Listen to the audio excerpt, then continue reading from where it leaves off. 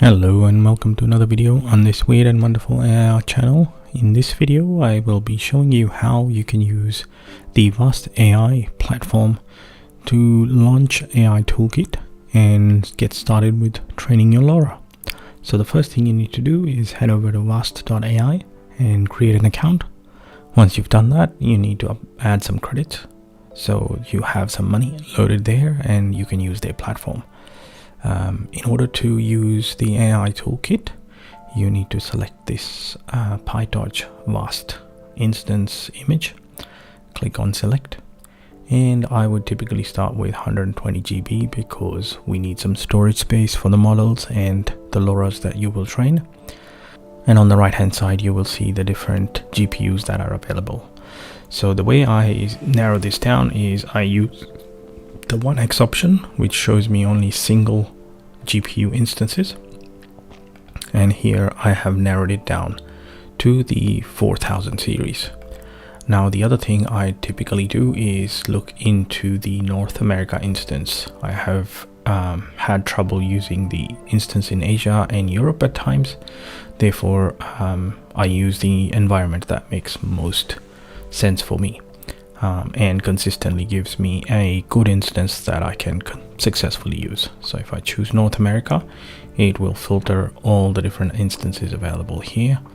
So I'll use something like Texas or Utah, and I have tried also Ontario, Canada. So all these work, at least they did for me. So in this case, let's just use this one here, and you can see the price for the instance, right? So you have different prices based on the location and the data center where the GPU is available, so, and the combination as well. And this price is total price including the storage as well. So you get the GPU on demand, and then you get the 120 gigs hard drive here. As you can see, gives you the breakdown. Also gives you kind of projections, how much you'll spend in a day, in a month, and so on.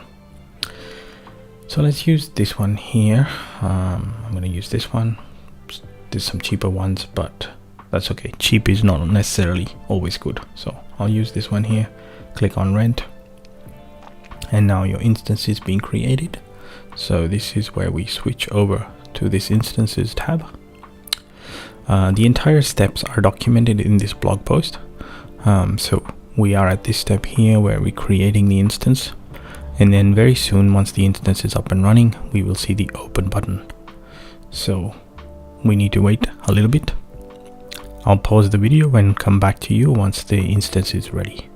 Okay, you can see the instance is up and running and we have access to the open button. It only took under a minute, so that's pretty good. I generally give it a few more seconds before I click on open in order to make sure that the next step will be successful, which is accessing the Jupyter application. So let's try that now.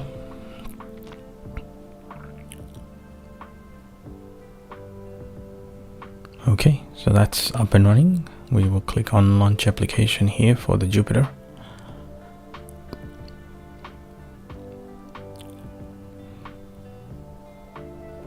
And here it opens the Jupyter Tree application. I want to go to the Jupyter Lab, so we'll go there instead.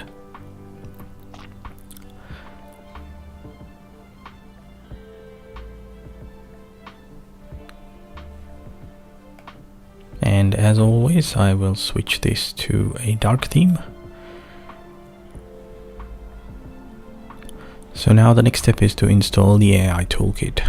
You can simply copy all these commands here that I have provided and paste them in the terminal, and this will do the entire installation. Paste and hit enter.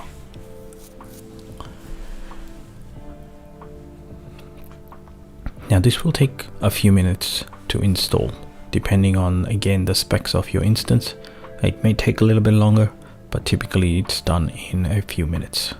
So while that's happening, we will go to this next step, which is to create the tunnel in the tunnel section. And for that, we just need the URL where the AI toolkit will typically run.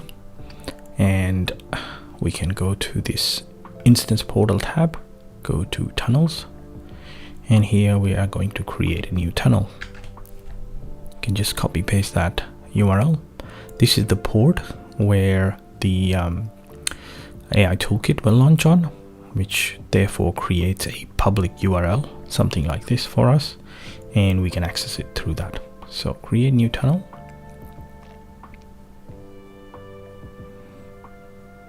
Okay, there we go. Right at the bottom we see the new tunnel, and this is the address. Now sometimes this can take a minute or two to propagate online, so do not just try to rush and access it right away. It won't work anyway because this application is not running. We're still installing it, so doing it in parallel means that yeah, we let it run, we let it launch. In the meantime, this address is available on the internet and we can access it. So here we go. This is doing its thing.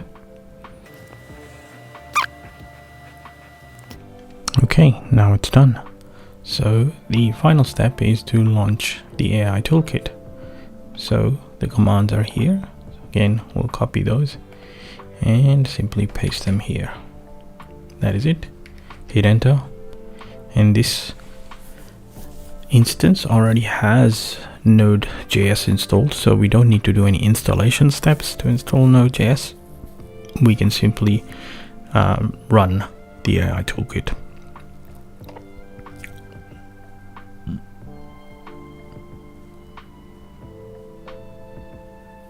Here we go. Now that we see this address published, it means that the application is up and running, and it took a few minutes, but it's available for us. So essentially, if we go back, this application is running, therefore we should be able to access it through this URL. So we'll just copy that and paste it in a new tab. And there we go. We have the Ostris AI toolkit available and running. We can also see the different statistics of our GPU, which is fantastic. And if you're going to be running Flux training, make sure you enter your Flux token here. And first step is typically a data set, multi-exposure,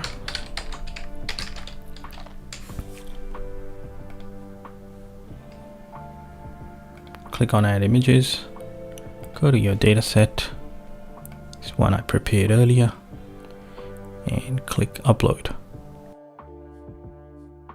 Here we go, the data set is loaded. The next step is to create the training job. So let's go there and create a new job, and I'm going to call this multi-expo, and I'm going to train that for Flux. So here we go. Typically I use a rank of 16. I'll save every 200 steps. Actually, yeah, 200 is fine because you can see how it's progressing. And I'm going to save a maximum of 10 different LoRA files. 3000 steps. Usually I keep all this default. Datasets already selected. The only thing we need to do is add the prompts. So what I have done is I've created the prompts already. I'll go to my text file, add the prompts with the trigger keyword. It's important that you add that with the trigger keyword, otherwise your prompt will not produce the right result because the trigger word is not taken into account. Which means you can also do a comparison right here by doing this, running up the same prompt without the trigger word. So you'll see how this will deviate from this one, as the seed is this, and we can say the seed is locked if need be. So I'm going to lock the seed, and I use 8/8. And we're going to align this and make that every 200 steps as well. That is it. We'll create the job, and from here we can click on run, and that should start running our job. There we go. Because it's running for the first time, it's going to download all the model files and the necessary weights. Basically after that it should get started with this job running. So I will stop this video here, or I might show you a quick preview of the LoRA, but that's essentially it. This is how you get started with using the AI toolkit in Vast.ai. The steps are pretty straightforward, and hopefully this video demonstrates how you can follow those steps and create that video for yourself. If you've got any questions, leave them down in the comments below. And if you're new to my channel, please make sure you subscribe, and I'll see you in the next one. Thanks guys, bye bye.